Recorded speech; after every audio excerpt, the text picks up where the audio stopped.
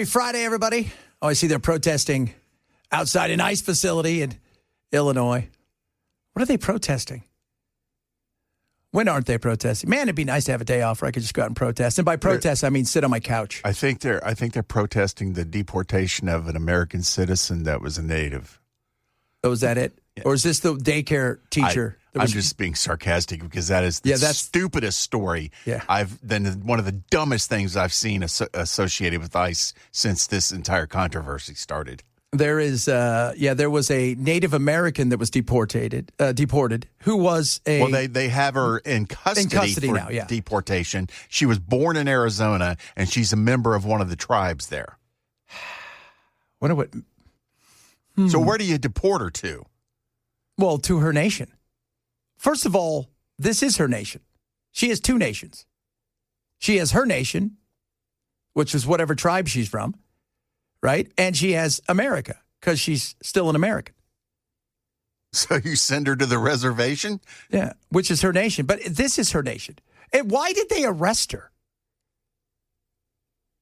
I can't remember off the top of my head. I want to say there was a valid reason for the arrest, but obviously not a valid reason for her to be turned over to ICE. No.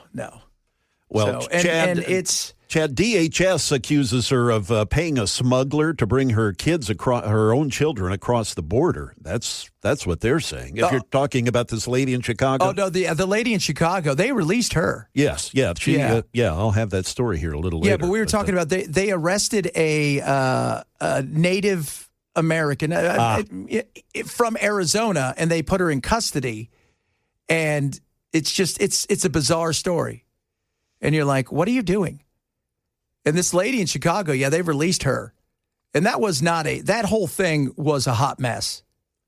And it was, let's just say DHS and they've not handled themselves at times in glory. I think it's fair to say. It's a tough job. Let's be real. It's a tough job.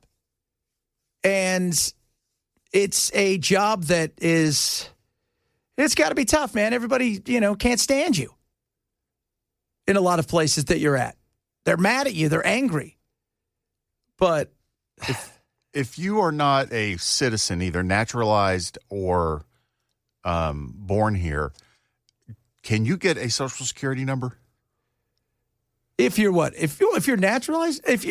No, I mean, if you were born here or you were naturalized, obviously you're going to get a Social Security number because at that point you're a citizen. But can somebody that's not a citizen get a Social Security number? Well, yeah, because you could become a resident. And you get a Social Security number. Okay. Permanent resident. You get, if you're working here, you have like a temporary, because you have to be able to pay taxes and stuff. Okay. I was just curious because if that wasn't the case, then all she should have had to have done was say, I have a Social Security number, you idiots. I'm an American. So somebody said they want to be deported to Kiss Army. Funny. Oh, I don't know why she was arrested. Either way, though, taking her into custody and because a lot of these people are like, look, I'm here legally, I'm an American citizen or whatever, and it's just we knew there was going to be some people caught up, but you guys all know this. The pictures, the stories, they're going to absolutely pour this stuff out there, but there are some stuff that is ridiculous. And you've got to do it right.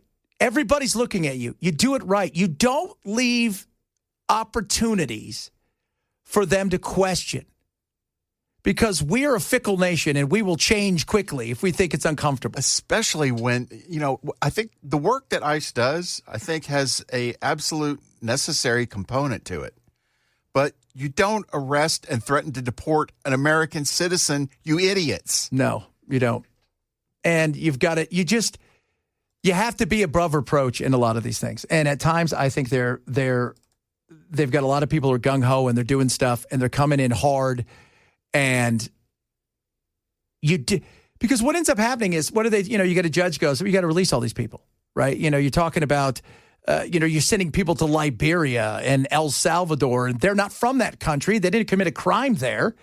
And, it's like, well, they'll take them. And, we as a nation got to do the right thing because we are that nation that does the right thing sometimes. Not always, let's be real. Meanwhile, healthcare. It's very interesting. Mike Johnson, I don't know if that's his real name. Feels like it's a name that you would throw out there. It's like just, John Doe. But talking earlier today with Maria Bartiromo about healthcare. Healthcare prices are going to go up. We need a fix in this country. And unfortunately, government broke it, and government needs to fix it. I'm not sure I'm sold on what the Republicans have, but they're going to supposedly give people some options. First of all, the Unaffordable Care Act has failed the American people. It did exactly the opposite of what they all promised us it would do. The Democrats broke the American health care system. The reason your premiums are skyrocketing is because they have terrible policies, and one of them is subsidizing insurance companies. That's what this COVID-era subsidy was all about. Remember, the Democrat Party created this on their own. They're the ones that put the expiration date on it, December 31 of this year, because they knew it was a boondoggle. There was no way they could justify that being permanent policy. So what we have said is if there was going to be an extension of that, it would need massive reforms. You need some income caps on that. You should not be subsidizing health care for wealthy people. And also, you need all sorts of reforms on it. You need high protections on those things and other innovations. So the Republican Party has known this is going to expire at the end of the year, as everyone in Congress has. We were always preparing to work through that in a deliberative fashion through October, November, December. But ironically, the Democrats, because of their shenanigans, took a lot of the time off the clock on that for us to do it. So we're working on it in earnest. It is the Republican Party that will bring down health care costs, not the Democrats. You bring down health care costs, you win. You win in a major way. If you bring down health care costs, you absolutely win. Republicans, though, you have to be forward-thinking in this. You guys knew this was ending, and you really haven't put anything out there. And the talking points are all the same. Now, I know Trump wants to do something maybe with like a health savings account where every month, kind of like you get your debit card. If you have EBT, I've got a health savings account. I've got a debit card. And what happens is that'll be, you can go shop around for your insurance and then you put it on that card every month and it'll go in there, which is interesting. But all of these things don't address the real issue. The real issue is we've allowed these giant insurance companies to monopolize in such a way that we're not bringing the cost down. And if you give people $1,200, let me show you how this works. You give somebody $1,200 a month for a family of four. What do you think health insurance is going to be? $1,200 a month. If government gives you $1,800 a month, what do you think it's going to be? $1,800 a month. That's what's going to happen. Well, what about competition? There's not going to be competition. So the reason there's not going to be competition, first, because we've talked about the fact that they're not going to go across state lines. That just isn't going to happen unless they're going to have some sort of federal kind of insurance. And maybe we'll break it down later because I put some stuff together to talk about some of the stuff we could do. But you have to overcome some things in your mind, which is hard for a lot of people to do. But if you so think about this with the hospitals, and I don't think people realize that these conglomerates, they have contracts with hospitals. So that's why the overstate line doesn't work. Why? Well, because we got a hospital here, right? Well, guess what? Blue Cross, Blue Shield, United Health, whatever it is, they have a contract with this hospital. They don't have a contract across state lines with those hospitals.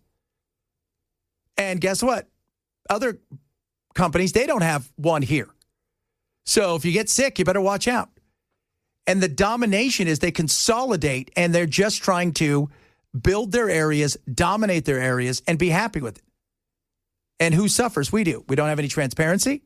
We don't negotiate the way we should with the power we have.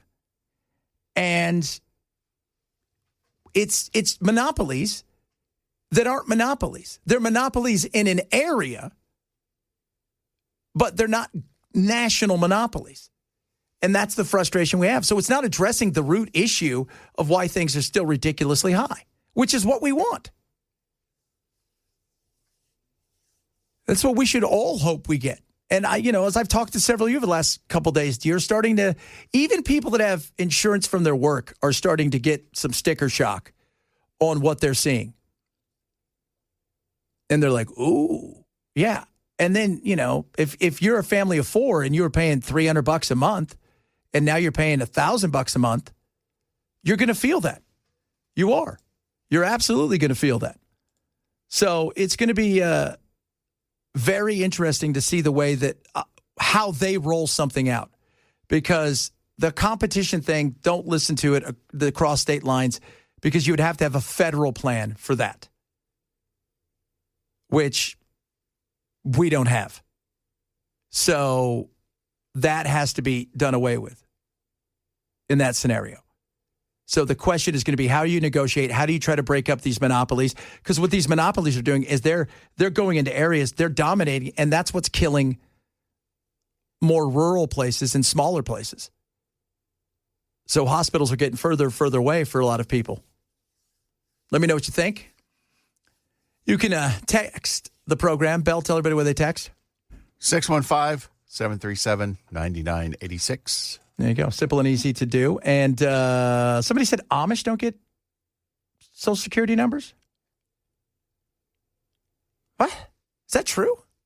Let me look it up. It'd be interesting, though. Like, if you were going to come here, right? You got to be a cracker, obviously. But, man, you came here and you wanted to hide in America, the Amish would be the place to do it. Get yourself one of them beards. No Social Security number. How would you know if I'm here or not? This is weird. No, most older Amish do not have Social Security numbers because they chose to be exempt from Social Security and Medicare taxes.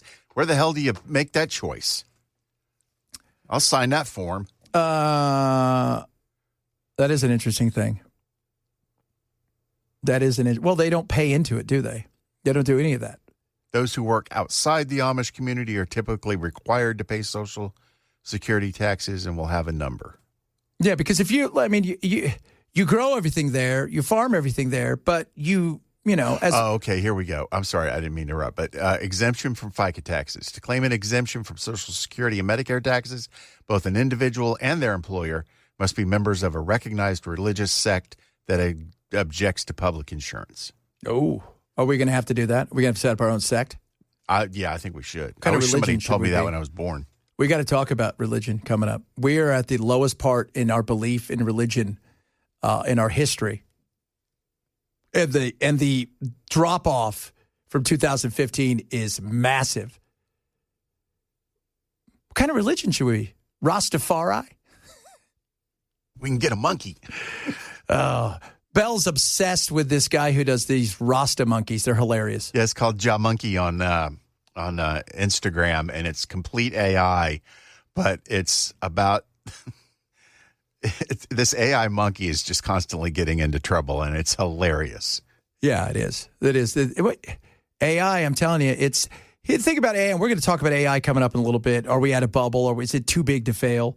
Because it's interesting. There's a lot into it. It is fun. It still doesn't.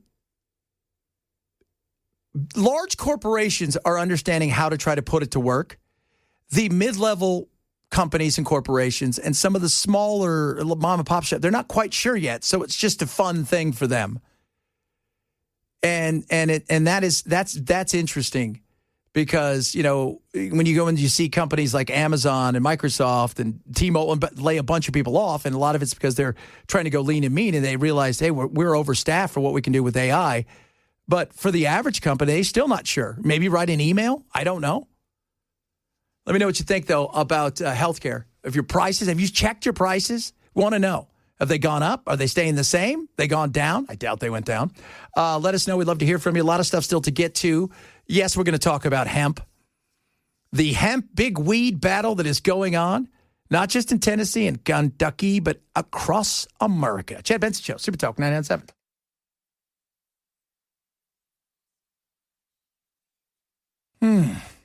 Somebody, because I said, if you don't have to have a Social Security card, how can they ever know? If you stuck in here, you just have to go to the Amish, see if you can join their community. And this guy goes, my name's Jose Yoder. That's the plan. You want to raise the barn? Okay. Oh, Chad. Ariana Grande, what? The heart-racing moment a man charged at singer Ariana Grande during her Wicked for Good movie premiere in Singapore. The man leaps over a barricade, throwing his arms around the singer, her co-star Cynthia Erivo immediately pushing him off. Grande visibly shaken. Yeah, I would be too, at a time when there's a lot of chaos and craziness. And it was so weird because dude just wandered over to her. And he is also a YouTuber and all this kind of stuff. So he's an influencer, and he's done this stuff before. But where was the security? She is can I just say this? Here is a hot take, but I could have done it on Tuesday. I think Ariana Grande is the most talented female actress and singer. It sounds weird. If you've never seen her on Saturday Night Live, have you ever seen her on Saturday Night Live? She can mimic any voice out there. Her Shakira, you swear it's Shakira. Her Celine Dion, you're thinking that's Celine Dion. And she's hilarious. She is. So, but it's terrifying. And my whole thought is, how did anybody get that close to her? Why does she not have? Isn't this the place where you hired the ex-Navy SEALs and the Mossad guys to stand there? I saw the way Taken was. That's how that happens, right? You come over there and they snap your heart out. And she's struggling because people don't remember. Do you remember? She was part of her concert was the one in Manchester that they bombed. So it's an extra uncomfortable situation for her, which is, sad. Sad. And especially after Charlie Kirk and the things we've seen, the assassination attempts on Trump and high-profile stars just saying they don't want to do stuff anymore. It is, it's uncomfortable for people. I get it. I do. That's why I stay on my couch a lot of days. Several of you are texting in about the cost of healthcare, and you're seeing it's going up. You do. But, as we were talking about healthcare, and the fix is out there, but there's things that we would have to address that I think would make some people feel a little uncomfortable. But we've allowed these, we didn't allow these monopolies. What happened was the monopolies came in, they consolidated, money courts power, power courts money. So what do you have? You've got lobbyists who do whatever they want because hey, do you have to have a fundraiser this weekend? We'll throw it for you. It'll be great. $1,000 a plate. We'll get a whole bunch of people to come there. Everybody shaking hands and kissing babies. We're going to get you reelected. We have a system that allows business to get so deep in with our government that you can't tell where one ends and the other begins. That's why we joke about free market. It's not the free market that you would like capitalism to be. And the reason is simple. Because it shouldn't be only certain giant, huge powers have that kind of opportunity to grow. But if you've got the power, man, the more money you have, the higher you go. There's an old saying, like we always joke about, like Hollywood, right? Hollywood is, if you had millions of dollars years ago before Hollywood fell apart, and you walked in and you said, I want to make a movie, I've got this much money, they would throw you out of there in a heartbeat. If you have a product and you got hundreds of millions of dollars and you go to D.C. and you walk in and you say, hey, I got my product. I want to see about getting contracts and doing stuff. Let me take you to lunch. Let me throw you a party. They would welcome you with open arms. That's the problem, because they can spend so much damn money. And they try to set up fake rules. Well, we can only do this, and I can only take this much, and it's got to be a gift, and he can only do this. We know what goes on. We do. We all recognize what happens. We're not idiots. We're not. We know how it goes. None of them were starving during the time off. Did you hear one of them? Did you hear about one congressperson that went to a food pantry? Took to drive an Uber? I didn't think so. All right, coming up, talk a little bit about hemp, also the economy and AI as well. Because AI is, have they put themselves in such a position that government have to bail them out?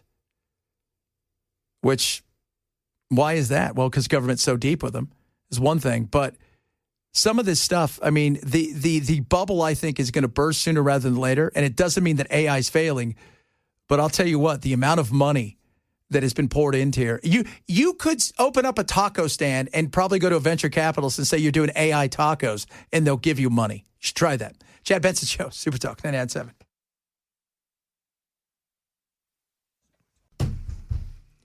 Talking earlier about Epstein, and we're joking about if I'm Maduro right now, I am hunkering down in one of Bell's famous bunkers. Luxury underground bunker. Luxury underground. We got to give it a name. Luxury underground. We're not going to call it the Lub.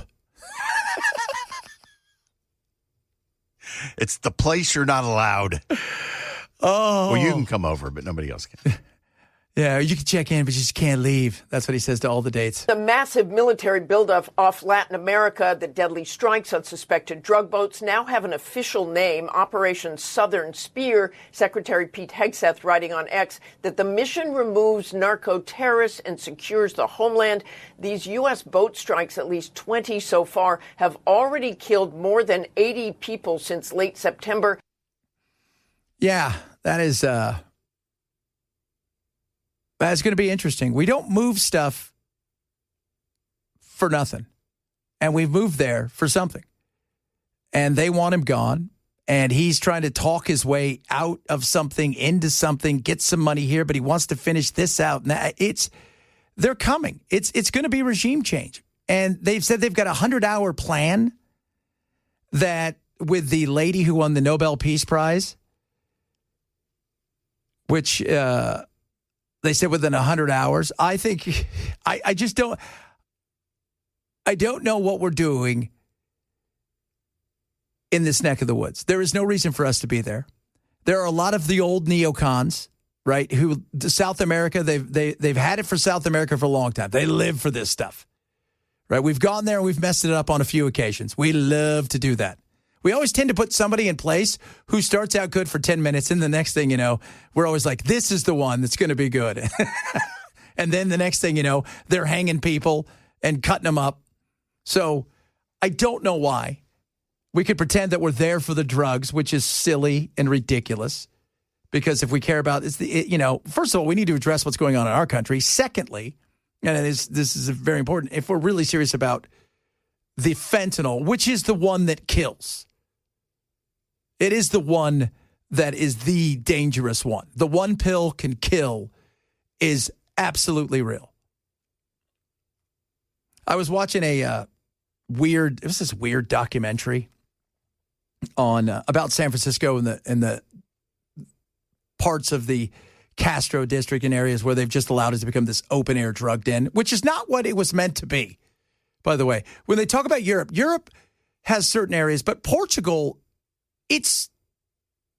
drugs are legal in Portugal, but you have to follow the law. You can't just shoot up in the middle of the street. But this guy was being interviewed, and he sees these two kids that they're there, and he realizes they're looking for something. He goes over to them, and he asks them, what are you looking for? And they had bought something, and he said, let me see it. And he takes it, and he leaves, and, they're like, what the hell just happened? And he comes back, and he says, take this. And he says, this has fentanyl in it, because you guys would have been dead in 10 minutes. And I'm like, ooh. Like, that's the reality of it. So if we're serious about fentanyl, it's the South that we have to worry about in Mexico. South of our border here, Arizona, Texas, California, not super south. President Trump has now been briefed on updated options to attack targets on land in Venezuela itself, but we are told no decision has yet been made and nothing is imminent. But they've been briefed, and it's going to happen. It's not if, but when, I think at this point. It's just my question is, what's our final objective? So we're going to go in and do what? We're going to replace Maduro with somebody that is in hiding. And what's in it for us? Well, we're going to stop the drugs. Okay, again, it's so minute comparatively to what happens out of Colombia and several other places. And most of this stuff that is leaving from there is heading to Europe or Africa. So why? Why are we doing a regime change? Oil's a big deal. Let's not pretend that oil's not a part of this. But I thought we were done with foreign invasions and foreign wars.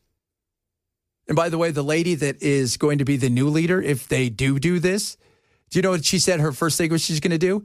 She is going to move the Venezuelan consulate in Israel to Jerusalem. Like, that's the first thing you're going to do? Oh, my God, they got to you, too? Meanwhile, the economy, stupid. How do you feel about it? And so gaslighting the people and trying to tell them that prices have come down is not helping. It's actually infuriating people, because people know what they're paying at the grocery store. They know what they're paying for their kids' clothes and school supplies. They know what they're paying for their electricity bills. And so that approach does not work. We need compassion and show that we care about the American people, and show that we are in the trenches with them on what they're going through. That's first and foremost. You don't gaslight them, you don't lecture them, and you don't deny what's happening. And that was that, the affordability thing. Trump can say it was it was this or was that.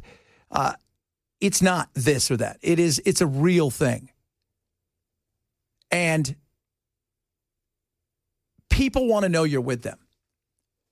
And Marjorie Taylor Greene, who, again, I've had many of issues with, is absolutely correct. At the end of the day, Trump could overthrow Venezuela for whatever reason. I still don't know. We can fix the issues in the Middle East, which is never really going to happen because, there's always going to be some issues. Even if we fix the one in Israel, there'll be something else. We could figure something out, and he could come up with some magical plan in Ukraine, in Russia. All of those things can happen. And if the economy sucks, you're still going to pay the price. You're still going to pay the price. And people are willing to stick with you if you make it feel like you're in it with them. And that's a big deal, because that perception side of stuff, right? And again, go look at the independents. Independents matter because they're the ones who get everybody over the hump. But if you can make it, genuinely make people feel like, look, it sucks now. We're all going through this, but things are going to get better. This is not something, we're turning around a massive ship. It doesn't turn around in a heartbeat. This thing it's going to take a little time to turn. But when you tell people, yeah, this isn't real, you're not feeling it, you don't understand, all these things are coming down. I get that that's always been his go-to, is just keep saying it over and over. Well, in some things you could say that and people go, oh, whatever. This isn't one of those, because they feel it in a much different way.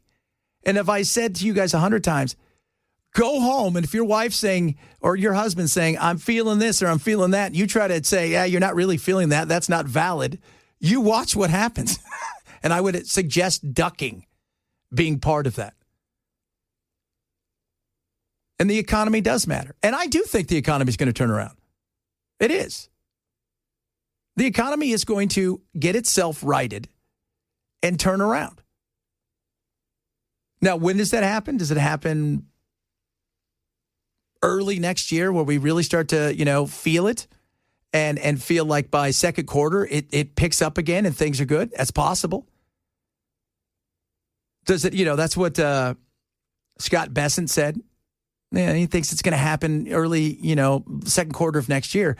Well, you and I both know if we get to into the second quarter, third quarter, and things are still stagnant or have turned, because you're thinking about what is going on in the elections, because you understand the ramifications if you lose the House and the Senate.